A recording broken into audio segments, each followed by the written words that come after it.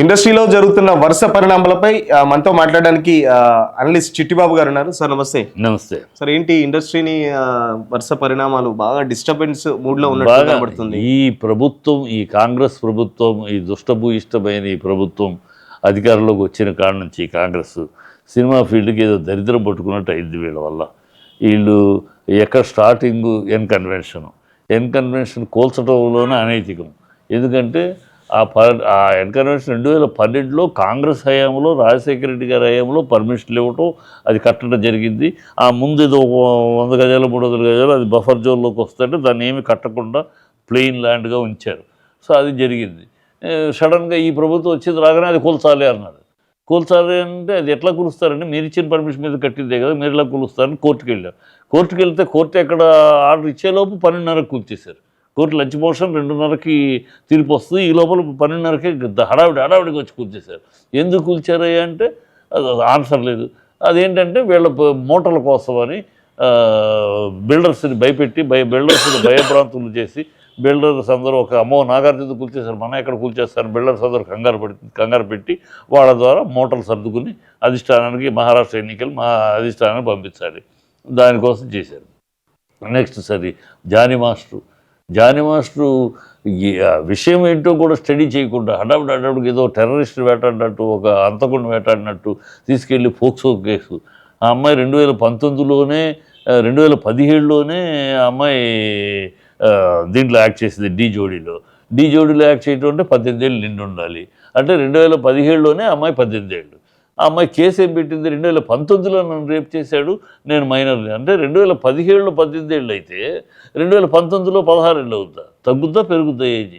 అది కూడా విచక్షణ లేకుండా, అది కూడా విచారణ చేయకుండా ఆ అమ్మాయి పెట్టగానే పట్టని అమ్మాయి డీ షోలోకి ఇచ్చిన అఫిడవిట్ కరెక్టా 18 ఏళ్ళని?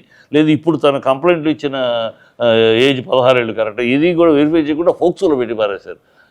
అంటే ఏమి విచక్షణ లేకుండా, సినిమా వాళ్ళ మీద ఒక విచక్షణ లేకుండా, అంటే తద్వారా మీరు చెప్తున్న ప్రకారం చూస్తుంటే కేవలం రేవంత్ రెడ్డి ప్రభుత్వం వచ్చినాక కావాలనే మన ఇండస్ట్రీని టార్గెట్ చేస్తున్నట్టు ఉంది. ఎందుకంటే అది నెక్స్ట్ అమ్మాయి సమంత ఇంతవరకు కనీవిని ఎరగలేదు. ఒక హీరోయిన్ని ఇంత అసభ్యంగా మాట్లాడిన ప్రభుత్వం. ఒక హీరోయిన్ ఆడదే కదా, నీలాంటి ఆడదే కదా. ఆవిడ మరి ఏమన్నా ఆలోచన ఉందా సురేఖకి? ఒక వాడ మంత్రి, మరి పైగా మామగారు ఎవరి దగ్గర వెళ్ళి పడుకోమంటే పడుకోలేదు, అందుకని విడాకులు. ఎంత అసహ్యమైన మాట, జిగుత్సాకరమైన ఆడదాని గురించి మాట్లాడితే ఖండించిన దాఖలా లేదు. ఇదే సీఎం రేవంత్ రెడ్డి కనీసం తప్పు అది అలాంటి మాట్లాడి ఖండించిన దాఖలా లేదు. పైగా సమర్థించారు వాళ్ళలో కొంతమంది. తప్పే ఉంది, ఆవిడకి తెలిసింది మాట్లాడింది. ఇది కేటీఆర్ మీద కోపం కొద్ది ఉంటే ఒక ఆడపిల్ల అసహ్యంగా మాట్లాడతారు. సో అది నెక్స్ట్ చేస్తే ఇప్పుడు అల్లు అర్జున్ కేసు జరిగింది. మీకు మేనేజ్మెంట్కి పోలీసులకి మధ్య అవగాహన లోపం. వాళ్ళు చెప్పామంటున్నారు, మేము ఇచ్చామంటున్నారు, మేము ఇన్ఫర్మేషన్ పంపించాము వస్తున్నాడని, వాళ్ళు యాక్షన్ సరి తీసుకోలేదు అని అంటున్నారు. పర్మిషన్ ఇవ్వలేదని అంటారు. పర్మిషన్ ఇవ్వని వాళ్ళు అయితే మరి అక్కడ నుంచి స్టేషన్ల దగ్గర నుంచి ఎందుకు పోలీస్ సెక్యూరిటీతో థియేటర్కి తీసుకొచ్చారు? పోలీస్ సెక్యూరిటీకి ఇచ్చారు. అక్కడే అయ్యా మీకు పర్మిషన్ లేదు అర్జున్ గారు వెళ్ళిపోయాడు కదా, ఇంటి దగ్గర కాదు, మెట్రోకి వచ్చాడు కదా, మెట్రో నుంచి థియేటర్ దాకా మీరే పోలీసులు సెక్యూరిటీ తీసుకుని అక్కడే సెక్యూరిటీ ఇచ్చి రావడం ఎందుకు? నాయన అర్జున్ గారు మీకు పర్మిషన్ లేదు వెళ్ళిపోండి అంటే వెళ్ళిపోయాడు కదా. వీళ్ళే తీసుకొచ్చి మళ్ళీ పర్మిషన్ లేదంటారు. 14 తెల్లారుజామున 3 గంటలకు చచ్చిపోయిన డాక్టర్లు ధృవీకరిస్తే వీళ్ళు రాత్రి 10:40 చచ్చిపోయిందంట పోలీసు వెళ్ళి చెప్పాడని పచ్చి అబద్ధాలు ఉన్న ఒక టార్నిష్ చేయటం. ఇక్కడ ఇంకొకటి, రేవతి భర్తకు కూడా దాదాపు 3 గంటలకు తెలిసింది. అంటే ఈ మధ్య కాలంలో అసలు ఏం జరిగింది అనుకుంటా? ఈ మధ్యకాలం అదే 3 గంటలకే తెలిసి చచ్చిపోయిందని డాక్టర్లు కన్ఫర్మ్ చేసి 3 గంటలకి. వీళ్ళు ఏమంటారు 10:45కే చచ్చిపోయిందట. ఒక ఆఫీసర్ వెళ్ళి అర్జున్కి చెప్పారట 10:45 చనిపోయారని తెలిసి చెబితే ఆయన ఎడలేదని.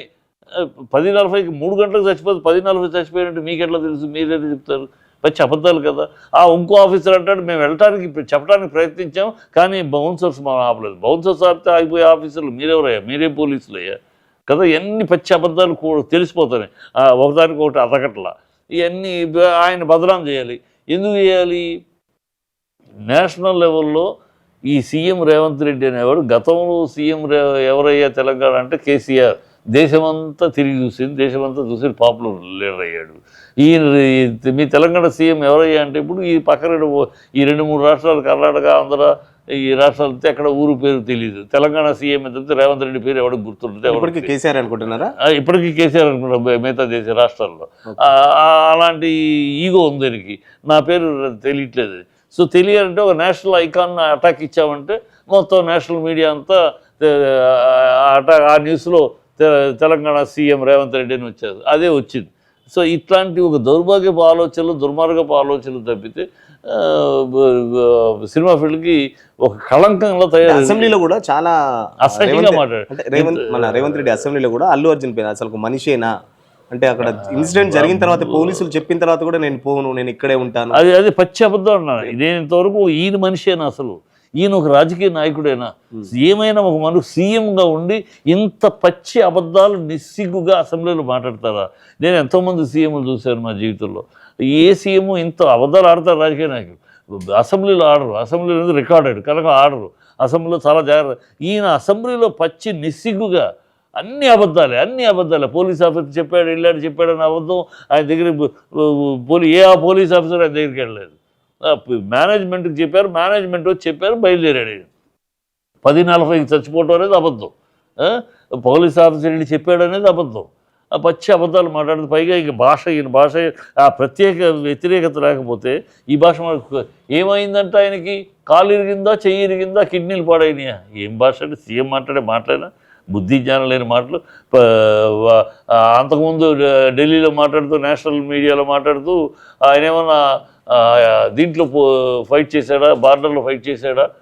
ఆయన డబ్బుల కోసమే సినీ ఇండస్ట్రీ వాళ్ళు చేస్తారు, ఇవన్నీ నా దగ్గర కుదరవు, నేను ఈయన మొహం ఈయనకేం తెలుసు సినిమాల గురించి? డబ్బులను బట్టి రాజకీయాల మీలాగా సీట్లకు ఓట్లు కొని, నోట్లతోటి ఓట్లు కొని రాజకీయాలకు రావటం, పదవుల్లో కూర్చోడం, తర్వాత ఆ డబ్బుల కోసం అవినీతి చేయటం మాకు అలవాటు కాదు. సినిమా అంటే డబ్బులతో సినిమా అవ్వదు మిస్టర్ రేవంత్ రెడ్డి, తెలియకపోతే తెలుసుకో. డబ్బులతో సినిమాలు అయితే నువ్వు నేను కాదు, అంబానీలు ఆదానీలే సినిమాలు తీస్తారు, ఇంకెవరు తీయరు. డబ్బులతో సినిమాలు అవ్వవు. ఒళ్ళు హోనం చేసుకుంటే ఒక హీరో ఫైటు, మా హీరోలు ఒకళ్ళకు బాడీలు చెక్ చేయి, ఒకళ్ళు ప్లేట్లు ఉంటాయి, ఒకళ్ళు మోకాళ్ళ దగ్గర, ఒకళ్ళు మోచేతి దగ్గర, ఒకళ్ళు తైపా దగ్గర ఫైట్లు కష్టపడి పనిచేసి 800 కిలోవాట్ల లైట్లో ఆ వేడి మీద నవ్వుతూ, కామెడీ హాస్యం చేస్తూ, విషాదం చూపిస్తూ, అంత కష్టపడి యాక్ట్ చేస్తూ, ఒళ్ళు హోనం చేసుకుని ఫైట్లు చేస్తూ 200 రోజులు 150 మంది కష్టపడితే ఒక సినిమా ఉంది. మేము అలా కష్టపడి ఒళ్ళు చించుకుని, ఒళ్ళు వంచి పనిచేసి ప్రేక్షకుల ఆదరాభిమానాలు పొంది వాళ్ళు టికెట్లు కొని మమ్మల్ని ఆశీర్వదిస్తారు. మీకు మళ్ళీ నోట్లతోటి ఓట్లు కొని అధికారంలోకి రావు. ఏం తెలుసు సినిమాల గురించి నీకు?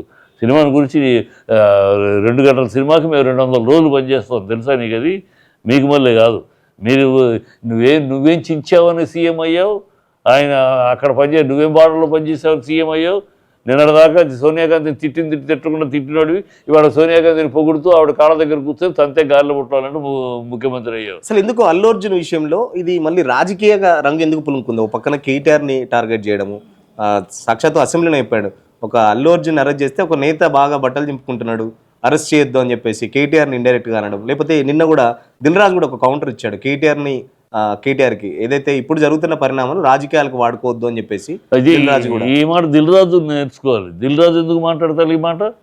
ఏ రాజకీయం కోసం, ఏ రేవంత్ రెడ్డి కోసం మాట్లాడుతున్నావు ఈ మాట? రాజకీయాలు నువ్వెందుకు మాట్లాడుతున్నావు? నువ్వే శిష్టాది గురువు. దిల్ రాజు నువ్వు పెద్ద ప్రొడ్యూసర్ అంతే. దట్ డస్మెంట్ చైర్మన్ ఇచ్చారు, ఎఫ్డీసీ చైర్మన్ ఇస్తే నువ్వు సినిమా ఫీల్డ్కి గురువా, బాసువా? ఆఫ్టర్ ఆల్ ఎఫ్డీసీ చైర్మన్ వాళ్ళు నువ్వేం కాదు. అంతకుముందు రామ్మోహన్ రావు ఉన్నారు, అదే పెద్ద ఊడగొట్టే పోస్ట్ ఏం కాదు. అయినా కదా ఇప్పుడు లీడ్ తీసుకున్నది మొన్న పెద్దలందరినీ తీసుకెళ్ళాడు, అవమానించాడు, తీసుకెళ్ళి అవమానం జరిగింది. మరి 1 అవర్ వెయిట్ చేయించాడు వెళ్ళి. వాళ్ళ టైంకి చెప్తే వీళ్ళందరూ వెళ్ళారు, 1 అవర్ వెయిట్ చేశాడు.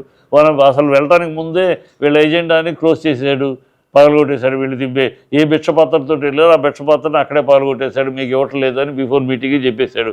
ఇంకేముంది వీళ్ళ దగ్గర అడగడానికి? వీళ్ళేమి ఎజెండాతో వెళ్ళా. సినిమా పరిశ్రమకు సంబంధించిన అనేక సమస్యలు ఉన్నాయి, 15 ఏళ్లుగా పెండింగ్ ఉన్న సమస్యలు ఉన్నాయి. ఆ లిస్టు ఎజెండా వెళ్ళా, కేవలం రేట్లు పెంచుకోవడానికి వెళ్ళారు. వీళ్ళ దీనికోసం. అందుకని అందరూ వెళ్ళటం అంటే ఒక సిస్టమ్ ఉంటుంది. ఫిలిం ఛాంబర్లో మీటింగు, అన్న producer council, directors association, movie artist association, federation, అందరు పెద్దలు కూర్చుని ఒక ఎజెండా తయారు చేసుకుని ఆ ఎజెండా తోటి presenting to the chief minister. ఆ ఎజెండా ఏమీ లేదు. ఈ పర్సనల్గా ఈ 3 సినిమాలు ఈయనకి సంబంధించినవి కనుక ఆయన కష్టం అయింది, ఆ సినిమాల కోసం వెళ్ళాడు. ఇక్కడ కూడా బయట కూడా ఒక ప్రచారం జరుగుతుంది, రేవంత్ రెడ్డి సో దిల్ రాజు కూడా రెడ్డి కేవలం ఒక సామాజిక వర్గానికి చెందింది కాబట్టి ఎఫ్డిసి చైర్మన్ కూడా ఆయనకి ఇచ్చాడు. సో దిల్ రాజు అడ్డం పెట్టుకుని ఇండస్ట్రీ మొత్తం గుప్పెట్లో పెట్టుకుందామని. దిల్ రాజుని పెట్టుకుని ఏమవుతుందండి, దిల్ రాజుని పెట్టుకుని అలా ఎప్పుడు కుదరదు. దిల్ రాజు ఒక్కడు ఇండస్ట్రీని ఏమి శాసించలేడు. ఈజ్ ప్రొడ్యూసర్ అయితే సక్సెస్ ఉన్నంత వరకు ప్రొడ్యూసర్. 3 ఫ్లాప్లు అయితే దిల్ రాజు రెడ్డి, ఎంఎస్ రాజు ఉండేవాడు పెద్ద ప్రొడ్యూసర్. 4 హిట్లు ఉన్నప్పుడు ఆయన నెంబర్ 1 ఏమయ్యాడు. వాళ్ళ సక్సెస్ ఉన్నంత వరకు ఇప్పుడు వీళ్ళెవరు దిల్ దాసులు కాలేరు. హిట్ ఉన్నంత వరకు, సక్సెస్ ఉన్నంత వరకు నీకు పొజిషన్ ఉంటుంది. సక్సెస్ లేకపోతే నువ్వు లేదు, నేను లేదు. రామానాయుడు కాదు కదా వీళ్ళు. ఒక రామానాయుడు, ఒక దాసనారాయణరావులో కాదు. ఆ స్టేజ్ పెద్దరికాలు ఉన్న మనుషులు కాదు వీళ్ళు. ఆ పెద్దరికాలు ఉంటే ఇలా మాట్లాడరు అసలు. వాళ్ళు దిల్ రాజు మాట ఏంటి, రాజకీయాల్లో నువ్వెందుకు మాట్లాడతావు, నీకే సంబంధం, వాళ్ళు మాట్లాడుకుంటారు. అంటే నిన్ను రేవంత్ రెడ్డి నువ్వు కమెంట్ చేయమ్మా కేటీఆర్ గురించి నువ్వు మాట అని అంటే అంటావా నువ్వు? అంటే mouth piece of Revanth Reddy లాగా ఉందో తప్పితే నీకే సంబంధం. వాళ్ళు మాట్లాడుకుంటారు వాళ్ళిద్దరు పొలిటికల్గా. వాళ్ళు ఆయన అంటాడు, ఈయన అంటాడు. అయితే రేవంత్ రెడ్డిని సమంత అన్నప్పుడు ఏమైంది ఈ నోరు? సమంతాన్ని గురించి మాట్లాడినప్పుడు ఆ రోజు రేవంత్ రెడ్డిని ఎందుకు మీ ప్రభుత్వం కరెక్ట్గా ఇలా మాట్లాడలేదు, ఎందుకు అనలేదు? రాజకీయాలు సంబంధం లేదు, రాజకీయాలని దీన్ని కలపకండి, మా హీరోయిన్ ఎందుకు ఇలా అప్పుడు నోరేమైంది దిల్ రాజుకి? అక్కడే అర్థం వస్తుంది. అక్కడే మీరు పిచ్చి వంత పాడటం, భజన చేయడం మొదలెట్టారు. మీరు కేవలం పదవి కోసమేనా ఇదంతా? దిల్ రాజు అంతే, పదవి భజన చేయటం. అదే నేను నిజాయితీ ఉన్నవాడితే ఆ రోజు మాట్లాడేవాడు కదా. సరే ఆ రోజు మాట్లాడలేదు, ఇవాళ వచ్చింది నాకు తెలియదు, అట్లా బుద్ధి వచ్చింది అంటే ఇవాళ మాట్లాడే ఆ విషయాన్ని కూడా రెఫర్ చేయాలి. ఆ రోజు కూడా ఇలాగ మాట్లాడారు, తప్పు, అది తప్పే, ఇది తప్పే అని మాట్లాడాలి. అది కాకుండా కేటీఆర్ని నువ్వు ఏ ప్రభుత్వం శాశ్వతం? సినిమా వాళ్ళకి ఈ ప్రభుత్వాలన్నీ శాశ్వతాలు కావు. సినిమా ఫీల్డ్ శాశ్వతం. ఈ ప్రభుత్వాలు 5 ఏళ్ళు కొంటారు, పోతారు. కనుక ఈ దిల్ రాజు మాట చాలా తప్పది. దిల్ రాజు రాజకీయాల ముడిపేట కలపద్దు అంటూనే తను రాజకీయాలు మాట్లాడుతున్నారు. మీరు చెప్తుంది బాగానే ఉంది, బట్ సినిమా వాళ్ళకి ఏమన్నా ప్రత్యేక చట్టాలు ఉండగా వాళ్ళు కూడా పౌరులే అని చెప్పేసి సీఎం అంటున్నారు. మీకేమన్నా ప్రత్యేక చట్టాలు? ఎవరు అడగట్ల ప్రత్యేక చట్టాలు. ప్రత్యేక సమానమే, చట్టం అందరి సమానమే. మేము వీళ్ళు మాకు నేర్పక్కర్లేదు అంటున్నాం. ఆఫ్టర్ ఆల్ స్ట్రెస్ చేసి చెప్తున్నా, ఆఫ్టర్ ఆల్ ఈ రాజకీయ నాయకులు మాకు సామాజిక ధర్మం గురించి, సామాజిక న్యాయం గురించి మాకు నేర్పక్కర్లా. వీళ్ళ దగ్గర సామాజిక ధర్మము లేదు, సామాజిక న్యాయము లేదు. వీళ్ళ దగ్గర అవినీతి తప్పితే, అబద్ధాలు ఆరబోతుంటే మరొకటి లేదు. వాళ్ళని పాలించమని ప్రజలు వాళ్ళని పాలించడానికి ఎన్నుకున్నారు. పాలించిన ప్రజలు ఇచ్చే పాలన అధికారం ఇచ్చారు మీకు. మీరు నిజాయితీగా పాలించండి, ప్రజల్ని వంచన చేయకండి, ప్రజల్ని మోసం చేయకండి, రైతులకి బేడీలేసి తిప్పకండి. ఈ పేదల ఇల్లు హైడ్రా పేరుతో పేదల ఇల్లు కూర్చి వాళ్ళ గుడ్డెల మీద తన్నకండి. మీరు ప్రజాపాలన చేయండి, మీరు అబద్ధాలు ఆడి ప్రజలు మోసం చేయకండి. మీరు చేయండి నిజాయితీగా. మీరు మాకు నేర్పేది ఏంటి? మీ డిక్షనరీలో లేదు నిజాయితీ, మీ డిక్షనరీలో లేదు నిజం, మీ డిక్షనరీలో లేదు సామాజిక న్యాయం. మీ మాటల్లో ఉన్నాయి, ఓట్ల కోసం వేటల్లో ఉన్నాయి. అంటే ఫ్యాన్స్ని అడ్డం పెట్టుకొని సంపాదించే 1000 కోట్లు సంపాదించే సినీ తారలు రేవతి చచ్చిపోతే ఎవరు పోలేదు, బట్ అల్లు అర్జున్కి కాలిరిగిందా కన్నెరిగిందా అందరూ వచ్చి ఆ మాట అడిగే అది ముఖ్యమంత్రి అయినా అడిగే వాళ్ళకి ఇంగిత జ్ఞానం ఉండాలి. ఒక ఆర్టిస్టు వస్తేనే ఇంత జరిగింది. హాస్పిటల్లో ఉన్నాడు పేషెంట్, వెళ్ళాల్సిన వాళ్ళు అందరూ వాళ్ళే చెప్తున్నారు. అందరూ వస్తున్నారు, 2 రోజుల నుంచి, 2వ రోజు నుంచే కుటుంబం మొత్తం వస్తున్నారు, చూస్తున్నారు అని చెప్తున్నారు. ఇంకా వీళ్ళు వెళ్ళలేదు, వాళ్ళు వెళ్ళలేదు అని అంటే అక్కడికి వెళ్ళి మళ్ళీ ఇంకో ఆర్టిస్ట్ వెళ్ళి అక్కడ పేషెంట్స్, అక్కడ సూపరింటెండెంట్ ఏమో హాస్పిటల్ చూడు ఎవరు రావద్దని దయచేసి, ఇక్కడ బయట పేషెంట్స్ ఉన్నారు, జనాభా ఇబ్బంది వస్తారని వాళ్ళు అంటున్నారు. వెళ్ళలేదని వీళ్ళు అడుగుతారు. బుద్ధి ఉందో ఆ మాట అడుగుతారు అంటే అక్కడ వెళ్ళి ఇంకో సంభవం జరగాల, ఇంకొక ఇన్సిడెంట్ తొక్కేసరాడు జరగాల. వీళ్ళకి మనుషులు పోతే వీళ్ళు రాజకీయంగా వాడుకుంటానికి మరో ప్రాణం పోవాలి అని కోరుకుంటున్నారు వీళ్ళు, ఈ ప్రభుత్వాలు. అంటే ఇంకో ప్రాణం పోతే మళ్ళీ దాన్ని ఇంకో రకంగా వాడుకోవచ్చు, రాజకీయంగా వాడుకుంటున్నాయి. ఇప్పుడు అమ్మాయి చనిపోయింది, వాళ్ళు అన్నీ చేస్తున్నారు, చూస్తున్నారు. నువ్వు ఎంతమందికి 46 మంది అమ్మాయిలు, బాలబాలికలు చనిపోయారే, వాళ్ళకి ఏమిస్తున్నావు రేవంత్ రెడ్డి? గురుకులంలో 46 మంది చనిపోయారు. ఒక పిల్ల 18 రోజులు నానా యాతన పడి హాస్పిటల్లో మరణించింది. ఏమిస్తున్నావు కాంపన్సేషన్? నువ్వు ఏమిస్తున్నావు? వాళ్ళు ఇవ్వలేదు, వీళ్ళు ఇస్తున్నారు, వీళ్ళు ఇస్తున్నారు అని మాట్లాడుతున్నావు. మాట్లాడేటప్పుడు మీకు బుద్ధి శృతి సనాయి ఉండాలి, శృతి సనాయి మాట్లాడాలి. ఇంకొకటి ఒకటి, ఒక సాక్షాత్తు కాంగ్రెస్ పార్టీకి చెందిన ఎమ్మెల్యేనే ఆంధ్ర వాళ్ళు మీరు అందరూ ఇండస్ట్రీ వదిలిపెట్టి వెళ్ళిపోండి, మీ ఇండస్ట్రీ మీరు అక్కడికి తీసుకెళ్ళిపోండి, ఉందా ఛాన్స్ ఉందా? ఇండస్ట్రీ విడిపోతుందని బయట కూడా ఒక ప్రచారం జరుగుతుంది. నిన్న చంద్రబాబు నాయుడు కూడా చిట్చాట్ లో ఇండస్ట్రీ త్వరలో రాబోతుంది అమరావతి అని చెప్పేసి. ఇవన్నీ అట్లా జరగవమ్మా. ఇప్పుడు అంటే గతంలో నాగేశ్వరరావు గారు ఫస్ట్ వచ్చారు చెన్నై నుంచి. ఎందుకు వచ్చారు? పరాభవాలు జరిగితే వచ్చారు. అక్కడ తమిళ తెలుగు సెకండరీ ట్రీట్మెంట్, తెలుగు వాళ్ళకి యూనియన్లు అసోసియేషన్లు దాని మీద చిరాకు వచ్చి ఈ సెకండరీ ట్రీట్మెంట్ వద్దు మనకి, నేను వెళ్ళిపోతాను హైదరాబాద్లోని షూటింగ్లు అన్నాడు. అట్లాంటి అవమానాలు ఇప్పుడు మొదలైనవి. వాడెవడో సన్నాసి బుద్ధి జ్ఞానం లేని వాడు తెలుగు ఇండస్ట్రీగా ఉందో తప్పితే, తెలుగు సినిమాగా ఉందో తప్పితే తెలంగాణ సినిమా ఆంధ్ర సినిమా అని లేదు ఇండస్ట్రీ. దాంట్లో చీలికలు తెచ్చే పద్ధతిలో ఏదో మాట్లాడటము, ఆడెవడు ఎమ్మెల్సీ నిజామాబాద్ ఎమ్మెల్సీ వాడు మాట్లాడు సన్నాసి, ఆడు మాట్లాడటం ఒక సన్నాస్థానం అయితే, కోమటిరెడ్డి వెంకటరెడ్డి ఒక మినిస్టర్ అయ్యుండి పిచ్చి మాట మాట్లాడాడు. ఏమని? తెలంగాణ సంస్కృతి సాంప్రదాయాలని పెంపొందించే వాటికే మేము అనుమతులు ఇస్తామని. అదేం మాట అది?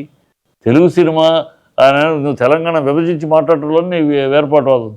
సినిమా వాడు తొక్కేస్తున్నారు, తెలుగు వాళ్ళు ఇవాళ టాప్ ప్రొడ్యూసర్ మరి తెలంగాణ వాడేగా దిల్ రాజు, తొక్కేయట్లేదు మరి దిల్ రాజు సినిమాలు శుభ్రంగా తీసుకుని అందరు హీరోలతో తీస్తున్నాడు కదా. ఈ పిచ్చి కోతలు పిచ్చివాళ్ళు.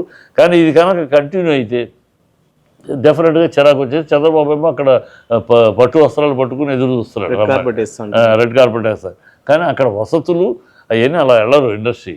దానికి ఒక ఏర్పాటు కావాలి. అక్కడ కళాకారులు ఉన్నారు. ఎందుకు 10 ఏళ్లలో లేని మళ్ళీ తెలంగాణ ఆంధ్ర తెలంగాణ ఈ రేవంత్ రెడ్డి వచ్చిన కాడ నుంచి చిల్లర రాజకీయాలు, చిల్లర బాబు. ఎందుకంటే రేవంత్ రెడ్డి ఒక చిల్లర భాష, అతను సీఎం అయినా కూడా చిల్లర భాష, చిల్లర యాటిట్యూడ్ పోలా, ఇంకా వీధిరౌడీ తరంగా మాట్లాడటం, అందులో అతని వల్ల వస్తున్నాయి ఇవన్నీ. అతని వల్ల అతను వచ్చినాక ఈ ప్రభుత్వానికి అన్ని కొత్త కొత్త విధానాలు, కొత్త కొత్త పోకళ్ళు, విత్త పోకళ్ళు, వెర్రి పోకళ్ళు వస్తున్నాయి అతని వల్ల. ఇది అది అసలు అసలు ఆ మాట అన్నప్పుడు ఖండించాలి కదా సీఎం గారు. ఇలాంటి మాటలు మాట్లాడకండి అని ఖండించాలి కదా. ఖండించడు. వాళ్ళ పార్టీ వాళ్ళని కట్టడి చేయాలో చెయ్యడు. వాళ్ళు మాట్లాడతారా అంటే ఇంకేముందా, నువ్వు అంగీకరిస్తున్నట్టే కదా. మౌనం అర్థంగీకరణ అవట్లా. ఆ మాత్రం విజ్ఞానం కూడా లేదు. మన పక్కన ఎమ్మెల్యే ఏమో ఇండస్ట్రీ పోవాలంటాడు. ముఖ్యమంత్రి మొన్న ఇండస్ట్రీ పెద్దలతో జరిగిన మీటింగ్లో నేను అంతర్జాతీయ స్థాయిలో మిమ్మల్ని డెవలప్ చేస్తా, హైదరాబాద్ ఈయనకి ఏం తెలుసు అండి డెవలప్ చేయడానికి? ఊరినే గాలి మాటలు చేస్తా, ఇది చేస్తా, చంద్రమండలాన్ని భూలోకానికి దింపుతా, ఇవన్నీ ఈయన వల్ల ఏమవుద్ది? ఇప్పుడు ఇండస్ట్రీ స్థాయికి వెళ్ళింది ఏ రాజకీయ నాయకుడు ఏ పార్టీ అయినా చేస్తే అయ్యిందా? ఇలా పిచ్చ మాటలు వీళ్ళ వల్ల ఏమవుతాయమ్మా? మేము చేసుకోవాలి. ఇండస్ట్రీ ఏ సహకారం? మా టెక్నాలజీ, మా మైండ్కి వీళ్ళు సహకారాలు అయ్యి ఏమిచ్చారు సహకారాలు? టికెట్ రేట్లు పెంచడం, టికెట్ రేట్లు పెంచడం దౌర్భాగ్యం. టికెట్ రేట్లు పెంచక్కర్లా. పెంచమని ఎవరో కొంతమంది ఈ పెద్ద సినిమాలు 200 సినిమాల్లో 10 సినిమాలు 15 సినిమాలు సంవత్సరానికి, మిగతా 190 సినిమాలు ఈ కావు. రేట్లు పెంచమని ఎవరు అడగరు. వీళ్ళేమి సినిమా పెరగటం, మా టెక్నాలజీ ఇంటర్నేషనల్గా మార్కెట్ టెక్నాలజీ పెరుగుతుంది, మన సినిమాలు పెరుగు, మేము టెక్నాలజీ మా బుర్రలో పగలగొట్టుకుని, మా బుర్రలో ఆలోచించుకుని, మేధస్సును మదించి మేము తయారు చేసుకునే మ్యాటర్స్ అలా అలా అలా పెరుగుతున్నాయి. వీళ్ళేదో పెద్ద చించి వాళ్ళ ఇంటర్నేషనల్ స్టేజ్కి వెళ్ళిందంటే ఈ ప్రభుత్వాలు ఏమైనా చేసినాయా? ఈ చీఫ్ మినిస్టర్లు ఏమైనా ఊతం ఇచ్చారా? మా కష్టం. ఫైనల్గా చెప్పండి, ఎందుకు రేవంత్ రెడ్డి మరి ఇండస్ట్రీని టార్గెట్ చేస్తున్నారని మీకు అనిపిస్తుంది? తాను పాపులర్ చేసుకుంటానికి. తన అడ్రస్ లేని నాయకుడిగా ఉన్నాడు. ఇప్పుడు తను పాపులర్ చేసుకుంటే సినిమా వాళ్ళని అటాక్ ఇస్తే కదా మీడియా అటెన్షన్. లేకపోతే ఎవరు పట్టించుకుంటారు? ఎవరినో అటాక్ చేస్తే ఉంది. సినిమా వాళ్ళని అటాక్ చేస్తూ ఒక డైవర్షన్ తీసుకొచ్చి డబ్బులు గుంజుతున్నాడు. బిల్డర్స్ దగ్గర, వాళ్ళ దగ్గర మోటార్లు పంచాలి, మోటార్లు పైకి పంపించాలి. ఇప్పుడు వీళ్ళకి డిఎన్ఏ ఏంటంటే కాంగ్రెస్ డిఎన్ఏ ఎక్కడ వాళ్ళ ప్రభుత్వం ఉన్నా 3 నెలలకు ఒకసారి సూట్ కేసులు అధిష్టానానికి చేరాలి. అది వాళ్ళ డిఎన్ఏ ఆనాటి నుంచి ఈనాటి దాకా ఉన్నది. సో ఆ తాపత్రయము, ఆ తపన తప్పితే రెండో కృష్ణుడు రాకుండా అడ్డుకోవాలి. రెండో కృష్ణుడు రెడీ అయిపోయాడు కోమటి వెంకటరెడ్డి. రేవంత్ రెడ్డికి ఉన్న సమస్యలే అదే.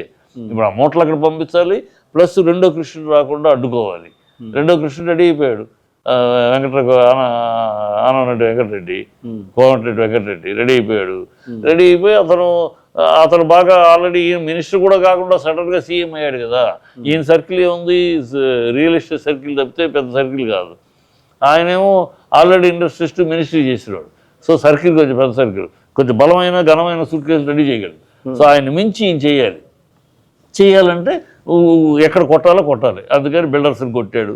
నెక్స్ట్ మూసీ నది ఎలా వచ్చేదాన్ని ఎలా చూపిస్తానని 650 కిలోమీటర్లు వచ్చేసేదాన్ని 1250 కిలోమీటర్లు రూట్ మార్చి 5 కాంట్రాక్టర్లు, సో 5 దగ్గర 5 మూటలు, ఇట్లా ఇలాగ మూటలు సర్దుకుంటానికి ప్లానింగ్లోనే చచ్చిపోతున్నాడు.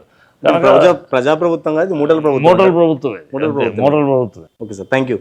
ఖచ్చితంగా ఏదైతే ఓటుకు నోటు కేసులో అడ్డంగా దొరికిన రేవంత్ రెడ్డి చెప్తే ఇండస్ట్రీ వాళ్ళు ఎవరు నేర్చుకునే స్థాయిలో లేరు. ఖచ్చితంగా మీ రాజకీయాలు ఏదైతే మీరు చేసుకోండి, మీ చిల్లర రాజకీయాలు మీరు చెప్పినంత మాత్రాన ఇండస్ట్రీలో వినేవాళ్ళు ఎవరు లేరు. ఇండస్ట్రీని అనే హక్కు రాజకీయ నాయకులు ఎవరికి లేదు అని చెప్పేసి చెప్తున్నారు. ఖచ్చితంగా ఏదైతే ఆ సంధ్యా థియేటర్లో జరిగింది కూడా ముమ్మాటికి పోలీస్ ప్రభుత్వ వైఫల్యమే. దానికి సంబంధించి కూడా ఇండస్ట్రీని కానీ ఇటు అల్లు అర్జున్ కానీ టార్గెట్ చేయడం. మరోపక్క ఆ దిల్ రాజు కూడా కేటీఆర్ కామెంట్స్కి సంబంధించి ఏదైతే రాజకీయ నాయకులు వాళ్ళు చూసుకుంటారు, మధ్యలో నువ్వు ఇన్వాల్వ్ కావాల్సిన అవసరం లేదు. గతంలో ఏదైతే సమంత మీద మాట్లాడినప్పుడు అప్పుడు నీ నోరు ఎడబోయిందని చెప్పేసి చిట్టిబాబు గారు ప్రశ్నించిన పరిస్థితి. వీడియో జర్నలిస్ట్ సాయితో సురేష్, పల్లవి టీవీ, హైదరాబాద్.